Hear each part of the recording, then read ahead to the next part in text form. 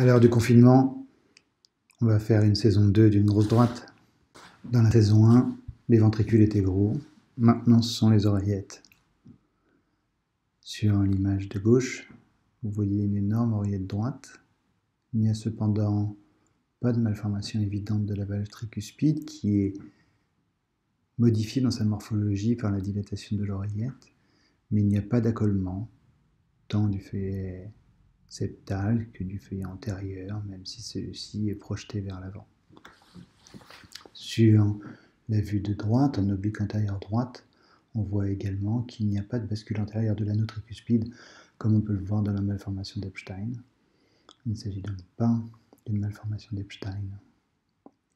Le diagnostic est celui de dilatation idiopathique de l'oreillette droite. Maintenant, une cause facile de dilatation de l'oreillette droite.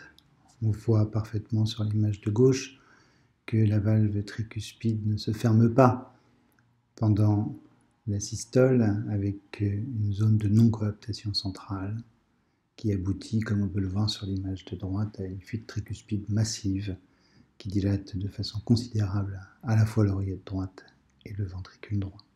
Il s'agit donc d'un aspect de dilatation des cavités droites par surcharge volémique liée à une fuite tricuspide massive sur une dysplasie valvulaire tricuspide. Voici maintenant une dilatation des cavités droites, d'abord de l'oreillette qui est évidente, mais aussi du ventricule droit, alors qu'il n'y a pas de fuite de la valve tricuspide. On voit sur l'image de droite, avec la couleur, qu'effectivement, le drainage veineux pulmonaire est anormal et que l'ensemble du poumon droit arrive dans l'oreillette droite et surcharge bien sûr en diastole le ventricule droit comme une communication interauriculaire. Mais ce qui est inhabituel par rapport à une communication interauriculaire, c'est la dilatation de l'oreillette droite. Ce diagnostic est confirmé par le scanner que vous voyez.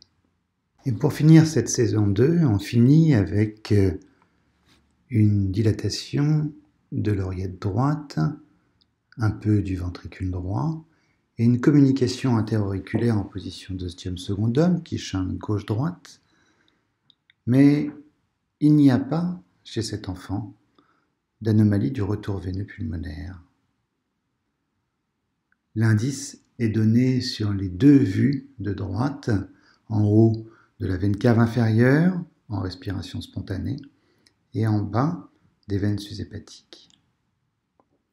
Comment expliquez-vous qu'il y ait une dilatation de l'oreillette droite dans une communication interauriculaire sans qu'il y ait d'anomalie du retour veineux pulmonaire?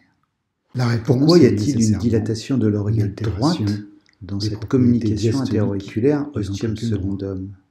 En effet, dans une communication interauriculaire, l'oreillette droite, c'est comme la vache qui regarde passer le train. L'oreillette droite, c'est comme la vache qui regarde passer le train. Le shunt effectivement gauche-droite, effectivement de gauche à droite, et le ventricule droit gauche et le ventricule droit quand la valve tricuspide est ouverte. Et le moteur de ce shunt, c'est la différence des compliances entre le ventricule gauche et le ventricule droit. Compliance entre le ventricule gauche et le ventricule droit. Cette fois-ci, qui va créer le pression de remplissage doit être élevé d'avoir une dilatation de l'oreillette droite dans les deux ventricules interauriculaires, puisqu'il communique largement par la communication interauriculaire. Le diagnostic d'une anomalie de la fonction diastolique sur la dilatation doit donc être évoquée, et c'est ce qui a été fait. Et sur la dilatation des veines de 4 ans, chez qui la pression dans l'oreillette droite est élevée, a été fait donc également dans l'oreillette gauche par un cathétérisme. Il y a toujours un peu de différence de contrayance entre les deux ventricules, puisque le ventricule droit est un peu dilaté et que le shunt se fait avec un début d'adiastolie. Mais les pressions de remplissage sont globalement élevées dans les deux parties du cœur, ce qui n'arrive pas dans les communications interauriculaires.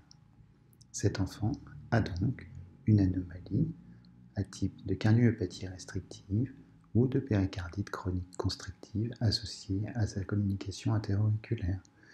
Ce diagnostic a été suspecté pendant la première consultation et confirmé très rapidement par un cathétérisme cardiaque chez cette petite fille de 4 ans. Voici à titre d'illustration les courbes de pression simultanées du ventricule gauche et de l'oreillette droite dans une cardiomyopathie restrictive. cette fois-ci sans communication interauriculaire, puisqu'il s'agit de courbes purement didactiques, où vous voyez cette morphologie tout à fait caractéristique, en particulier des courbes de l'oreillette droite, ainsi que de la période de remplissage rapide et de plateau pour le ventricule gauche. À bientôt pour la saison 3. Restez chez vous, lavez-vous les mains et protégez vos os.